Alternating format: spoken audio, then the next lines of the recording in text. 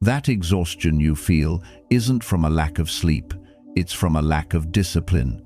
There is a crucial difference between the two. One is a condition you endure, the other is a choice you make. You were not created for fragility. You were not designed for complaint. You entered a world of quiet struggle, of tests, and of duty. Yet, somewhere along the path, you were softened. An excess of ease, an overflow of distraction, too much time spent waiting for external permission to become who you are meant to be. That ends today. The Stoic way is not concerned with feeling comfortable.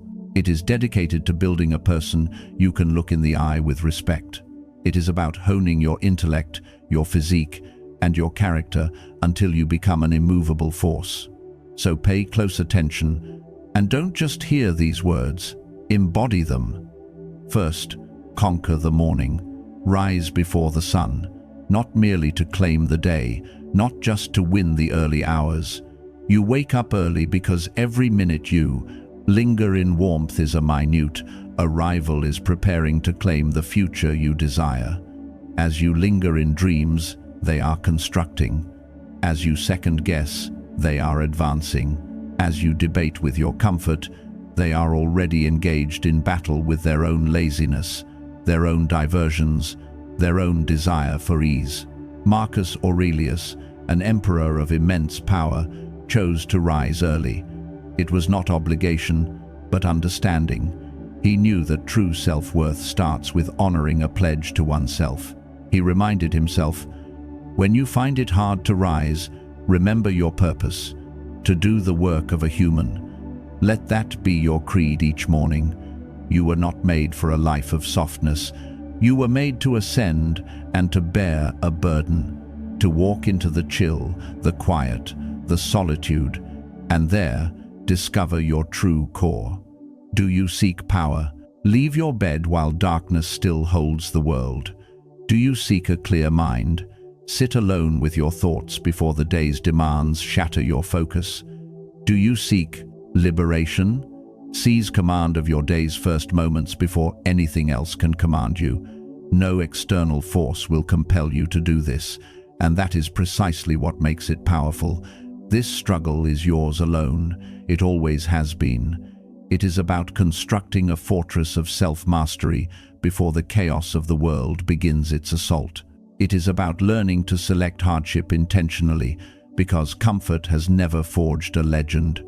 You do not rise for the approval of others. You rise to meet the person you are capable of being. Now, master your speech. Why do you feel the need to fill every silence with sound? Is it insecurity, a hunger for validation? Have you not yet realized that genuine authority often resides in quiet composure? A Stoic does not endlessly explain his actions. He lives with integrity. He does not debate his worth. He proves it through his conduct, his boundaries, and the choices he makes when no one is watching. Epictetus captured it perfectly. Don't speak much about your principles, live them out. There is a reason true strength is often quiet. Words can dissipate your energy, particularly when you use them to seek external approval. Speak only when your words will have a real impact. When they won't, embrace the quiet. Let your stillness speak more loudly than the noise of the crowd, because you cannot counterfeit true presence. You cannot fake deep calm. You cannot imitate the aura of a person who has stopped performing for an audience. And if you wish to command yourself, you must cease narrating your entire life. You don't need to announce your plans, simply execute them. Allow your achievements to speak where your voice remains silent. In an era obsessed with broadcasting, your quiet focus is your revolution. Your silence is the loudest declaration of your focus. Now, forge your body. You were not constructed to be decorative. You were built for resilience. Seneca trained his physical form as a matter of moral character. He argued, we must exercise not just our minds daily, but our bodies as well, for they are vessels for our spirit. You desire a sharp, disciplined mind? Then fortify the physical temple that houses it. A neglected body invites a feeble resolve, and a feeble resolve shatters the instant true pressure is applied. You might believe physical conditioning is about aesthetics. You have misunderstood its purpose entirely. Training is about embracing difficulty. Training is about self-control. Training is about declaring, "I will endure voluntary struggle now, so I will not break under involuntary pressure later." The gym is not a stage for vanity. It is a sanctuary for focused effort. The run is not for external recognition. It is for internal clarity.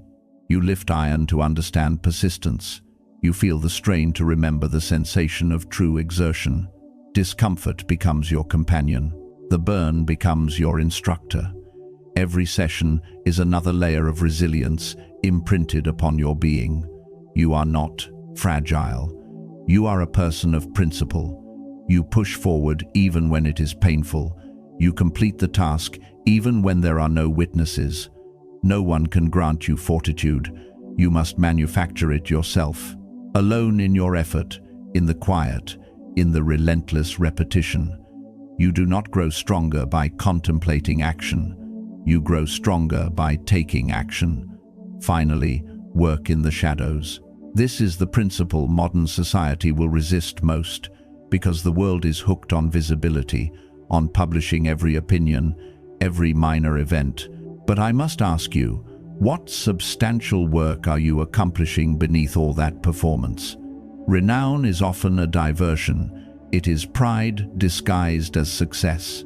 It lures you into creating for the applause of others rather than for intrinsic excellence.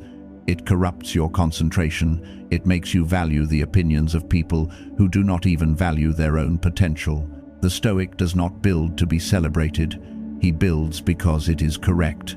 He builds because it is noble. He builds because the mission itself has become his identity.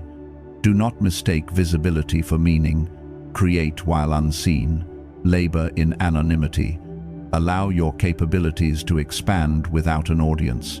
A tree develops a vast root system beneath the soil long before it ever emerges into the light. You must do the same. Every day you remain overlooked is an advantage. It grants you room to grow, true freedom and purity of purpose. No one is watching? Excellent. You are indebted to no one. Your purpose is not to put on a show. Your purpose is to undergo a transformation. And if a time comes when others finally take notice, let it be because your competence became impossible to overlook, not because you begged for their gaze, but because your quiet dedication sparked their curiosity and your substance earned their respect. Build in silence. Let your success be the only noise you make. So, to be clear, rise with purpose, speak with intention, train with grit, and labor in obscurity. But do not treat this as a simple list of tasks. Adopt it as a philosophy for living. Embrace it because the world will constantly attempt to dull your edge. It will lure you with convenience. It will overwhelm you with meaningless information. It will tempt you with the hollow promise of approval. And every single time you select the path of greater resistance, the quieter road, the more demanding route, you reconnect with the person you were before society diluted your spirit. You return to your essential, powerful nature. This is the heart of Stoicism, not abstract ideas, not pretty words, but lived action, inner fortitude, self-command, and responsibility. It is rising early when it matters to no one but you. It is training when the room is empty. It is speaking only when your words carry significance. It is withdrawing from the crowd to perfect what is truly important. And when life inevitably tests you, as it will, you will not collapse. You will stand firm because you were not constructed for praise. You were forged for the challenges of existence. So let the rest of the world remain soft. Let them mock. Let them consume distractions. Let them sleep. You will rise. You will endure. You will refine. And within that struggle, within that quiet dedication, you will transform into something exceedingly rare in this modern age. You will become authentic.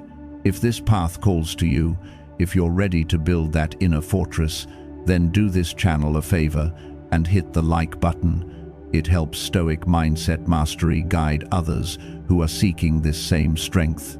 And tell me below, which of these 4 pillars, the dawn, the silence, the sweat, or the shadows, will you commit to mastering first? Your journey begins with a single, disciplined choice.